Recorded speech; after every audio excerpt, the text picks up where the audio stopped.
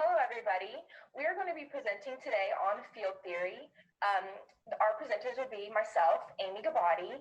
We have Summer Brown, Victoria Marie Jones, Aslan Hoskins, Norma Nanu. And so we're going to start off today, Amy, myself, Summer, and Norma. We're going to be talking about field theory, and then we're going to follow up with Victoria and Aslan, kind of connecting to their research. We're going to begin by talking about who Kurt Lewin is. He is considered the father of field theory.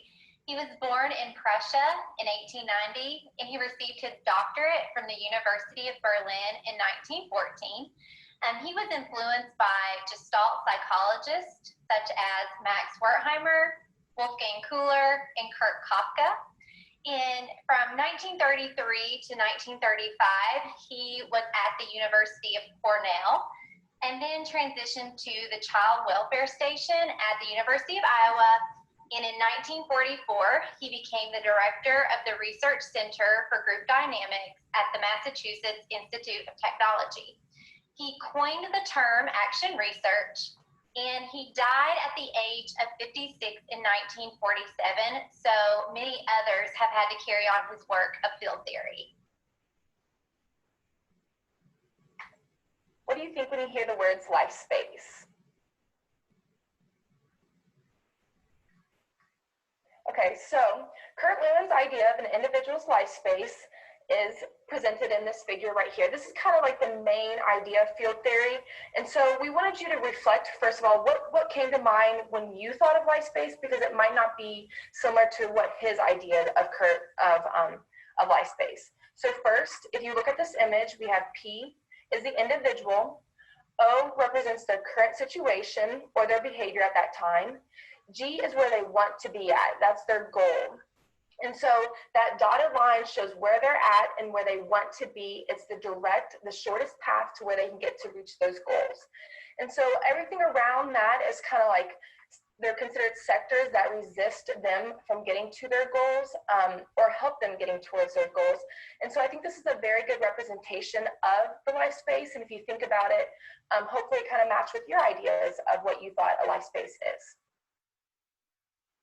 So Lewin has a formula to express his theory where B is the behavior. It's a function of the interaction between the person and their environment. So the person and the environment comprises of the individual's life space. This is another diagram showing the person trying to reach his or her goal. And there are restraining forces or vectors or barriers preventing them from reaching their goal.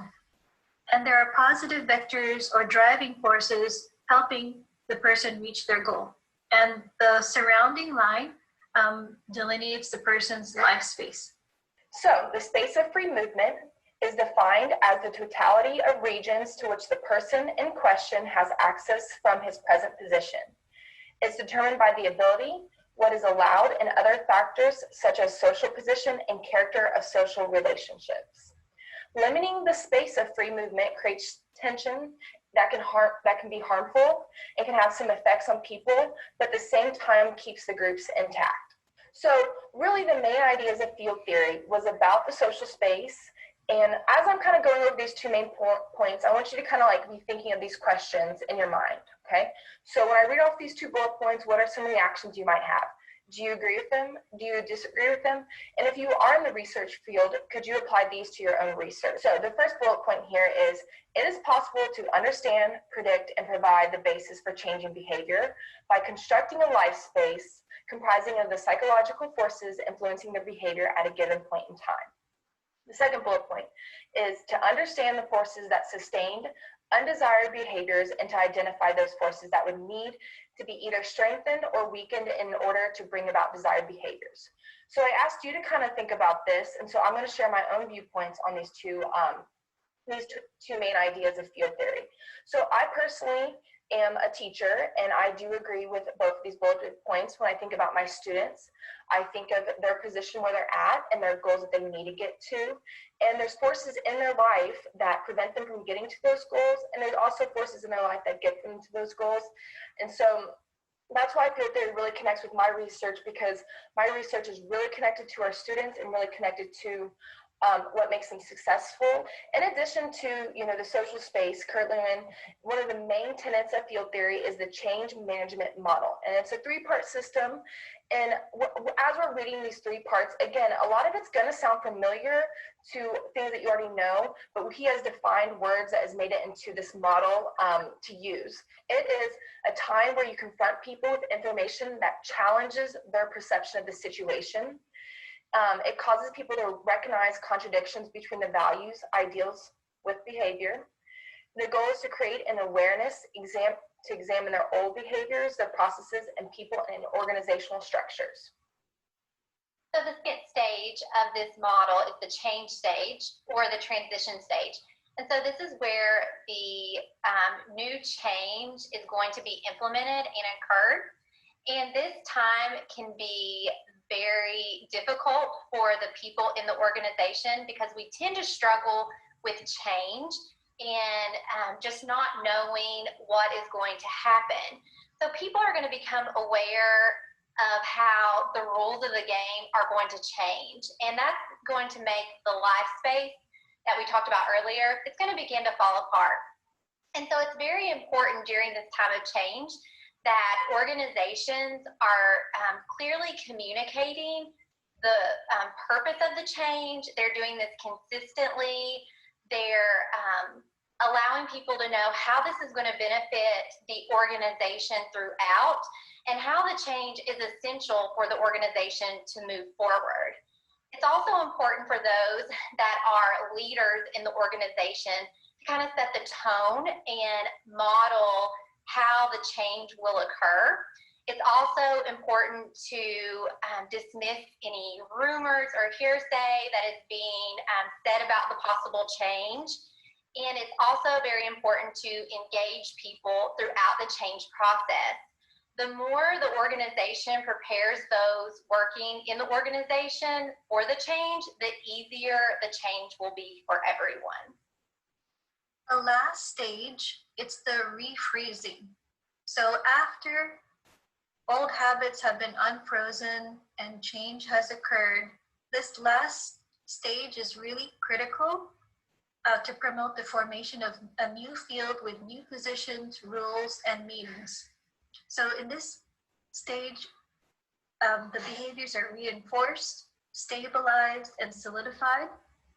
And the changes are either accepted or refrozen as new norm or status quo. So Lewin found this step to be important to ensure people didn't revert back to their old ways and processes prior to the implementation of change. It's like when we have new information, to take it from our working knowledge to our long-term knowledge. And so the habits become cemented into the organization's culture. So I was going to make a point here about, I think this is why a lot of us have really connected with field theory. So in our research, we really, like the beginnings is the unfreezing, where we're really kind of diving into our, organizations, looking at previous research. That's really where we're kind of looking at the problem and the challenges, and then we're hopefully through our research is developing some kind of change. And then towards the end, having those conversations with our organizations and making a real difference where we can refreeze what we want. And so this speaks so true to all of our research, and that's really why we have kind of connected with field theory. Field theory has foundations in Gestalt psychology and topology. So in Gestalt psychology, an individual as a whole person is different from the sum of their parts, and that the individual's parts are interdependent and interact dynamically. The individual's behavior is a product of their current environment and how the individual perceives the environment. And topology is the mapping out of geometrical properties and spatial relations of objects. And lastly, we're going to discuss the principles that underlie field theory. These principles are the psychological approach, the emphasis on the total situation, the constructive versus the classificatory approach, present time versus historical causation, and the dynamic approach. And so I'm going to begin with the psychological approach. Lewin assumed that all psychological occurrences should be explained in psychological terms and that psychological phenomena are real. So the field that influences an individual should not be explained in objective terms of physics. It should be explained in terms of the way it exists for that person at that time. According to Lewin, researchers should always focus on the relationship between the group or the person under investigation and its interaction with different forces, being internal and external. And this leads to a focus on the immediate situation in the behavior that takes place. And so that really focuses on the principle of the emphasis on the total situation. The classificatory approach focuses on generalization of a specific object, an ideal one, which is an abstraction of a particular object. By contrast, the constructive approach stresses relational concepts. In the principle of present time versus historical causation, Lewin believed that the roots of behavior from past experiences to the present state isn't valid. So rather, the past experiences of a person count only in terms of the manifestation in the present field. So it's really looking at present time. And finally, according to Lewin, the behavior of an individual is analyzed in the context of the different forces that enhance the efforts to achieve goals while inhibiting the forces that obstruct those efforts. Reality is perceived as an ever-changing process of achieving equilibrium, which is continuously disrupted by the field of forces. And that covers that last principle, the dynamic approach. Hello, my name is Victoria Jones. The action research topic that I am most interested in for my doctoral dissertation is focused on the effects of early childhood trauma on learning in adolescence. I am interested in exploring how these experiences are affecting school success by third grade. I am also curious about how providing early intervention services to families with children that have experienced trauma will change those outcomes. The theoretical framework that most resonated with me for exploring my research topic is field theory. This theory follows a philosophy that by constructing a life space, it is possible to formulate the basis for behavior.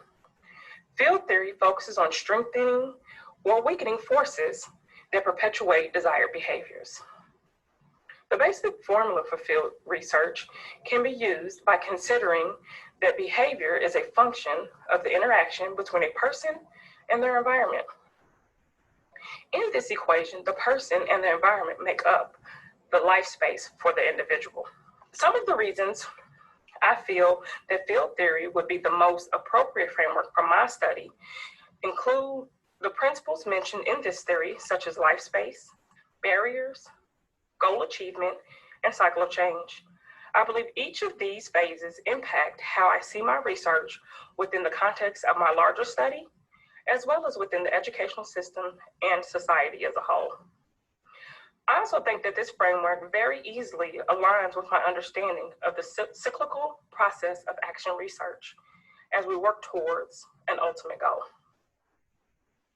Looking more closely at the concept of life space mentioned by my colleagues, as it relates to my research, I can understand how the participants involved may exhibit various behaviors based on the goal they are given and the environmental barriers and pushes that surround the process. The curved lines in the image shared during the slide presentation can represent the environmental pushes and pulls for participants, like incentives, family empowerment and supports, increased child cognition, cultural stigma, accessibility, lack of knowledge on the services provided, and connecting with the researchers. For me, as the researcher, that could represent barriers such as issues with connecting with partners, finding families willing to participate, keeping them engaged, and holding true to my core values. Some of the assets that could be represented by the curved lines for the researcher could include university backing, strong networking connections, community acceptance, and peer support. At the macro level, these same concepts can be seen as forces for change or resistance in things like breaking down norms, making changes to policies and laws. Field theory also references phases of change as unfreezing, changing, and refreezing of norms. These concepts appeal to me, like my peer Amy. I can visualize and apply these phases in my own life, education, and work. As previously mentioned, the unfreeze phase results in the acknowledgement of contradictions that exist between values and behaviors. This is done with the intention of raising awareness. During the change phase, there is often a conflict of understanding between what has been known and what is being learned. Summer shared that during this time, it is important to engage and prepare people involved as much as possible. The last phase, refreezing, is when new norms, policies, and rules are formed. To reiterate what Norma stated, this phase is essential in making sure that the changes are embedded and less likely to fall back into the old ways of behaving. These changes are then practiced with more consistency and are ready for the next search. My hope is that my research topic, driven by field theory, will start the phases of change. As I work towards my ultimate goal of making changes to the Kentucky State IDEA laws, I anticipate going through several cycles of the action research model. This research model shows how the journey for knowledge is continuous. Field theory and the action research model together work well to help me ground my research topic. Thank you for listening. Aslan will be sharing another way that field theory can be applied to a specific research topic. I look forward to answering any further questions that you may have. Thank you, School of Action Research. Thank you, Victoria. My name is Aslan Hoskins, and I'm very excited about getting to share some of my initial thoughts around my research project with you today. My study will focus on the evaluation of behavioral programming and how to measure the positive approach to student success framework, or the PASS program framework. This study will focus on qualitative and quantitative approaches to data collection and evaluation for program improvement. In a report released in the 2019-2020 school year, the Kentucky Department of Education's Office of Special Education and Early Learning cited a lack of fidelity in PASS programming as a statewide concern. However, fidelity of PASS programming cannot be assessed because there is no valid, reliable, and efficient measure of the extent to which school personnel are applying the core features of the program. The fidelity of programming directly impacts the academic and behavioral success of students participating in the program, and as a dropout prevention intervention servicing students with disabilities, impacts the Individuals with Disabilities Education Act, or IDEA required state reporting in the areas of Indicator 1, % of youth with IEPs graduating from high school with a regular diploma, Indicator 2, % of youth with IEPs dropping out of high school, Indicator 4, significant discrepancy in long-term removals, and Indicator 5, LRE or least restrictive environment placement percentages. Because PASS is one of the continued activities for maintaining or improving performance and associated state goals, a method for collecting and analyzing information about a program's activities, characteristics, and outcomes is vital. The purpose of the study is twofold. The first aim of the study is to understand how to best measure the implementation of the PASS framework. The second aim of the study is to provide information to school-based teams to enable program improvement. After conducting a stakeholder analysis, including grade 9 through 12 PASS program participants, research questions will be targeted at assessing satisfaction with the interventions and supports provided. Did the program produce intended outcomes? Has the program increased the knowledge of participants? Were the participants of the program more likely to graduate before their 9 through 12 programming started? My literature review will focus on evidence-based practice and behavioral support, the evaluation of behavioral supports, positive behavior interventions, and participatory action evaluation. I want to better assist key program stakeholders in program decision-making and believe the likelihood of evaluation being used is greater if the people who have a stake in an evaluation are involved in the development and evaluation of its findings. The use of field theory will allow my study to focus on the identification and collaboration with the people with the greatest stake in the program evaluation. The exploration of the totality of facts that determine our current levels of performance, the goal we seek as program implementers, program participants, and program evaluators, and the barriers to achievement of programming fidelity. The ability to provide information to decision makers to enable program improvement. I will fully participate in organizational decision making and hope to effectively facilitate a discussion about evaluative findings to increase their uptake. This may include the collection of stakeholders' judgments on the program, comparative studies of outcomes of those with similar programs, an assessment of achievement of all program objectives, group interviews about the full range of program outcomes, case studies of selected participants' experiences, and may include surveys or participant reports on program effects. Using AE to unfreeze, change, and then refreeze our implementation of PASS in grades 9 through 12 may then help to create a model for the structure of PASS program evaluation statewide. Thank you so much for your time and attention. That covers our presentation. I know that afterwards we're going to go through some questions with you guys. But then our next slide shows our resources, and that's our presentation on field theory.